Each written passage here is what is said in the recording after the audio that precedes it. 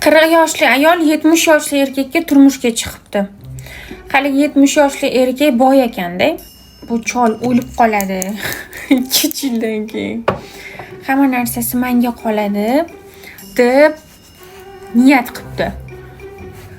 Hali ayol qachon o'larkan bu chol endi boy bo'lib ketaman deb 1 yil kutibdi. 6 yil o'tib ketibdi oradan. Haligi chol yutalmas ekan hamda daji. Lekin bu ayol 40 yoshli kasal bo'laverar ekan, shuni o'ylab kasal bo'laverar ekan. Keyin oradan 10 yil o'tibdi. Yoshli ayol cholni o'lgandan keyin millioner bo'lib ketaman orzusida bechora o'zi kasal bo'lib o'lib qolibdi. Chol uni ko'mibdi. Xafa bo'lib yig'lab. Chol 80 yoshda yana uylanaman dermish. Ko'rdinglarmi? Qanaqadir manfaatda kimnidir ko'zlab nimadir qilishdan oldin yaxshilab o'ylash kerak. Birovga o'lim tilasang, o'zing o'lib qolasan.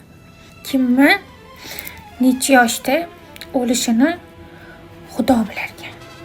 Oldin kelgan oldin ketmas ekan. Tushundinglarmi? Like bosing.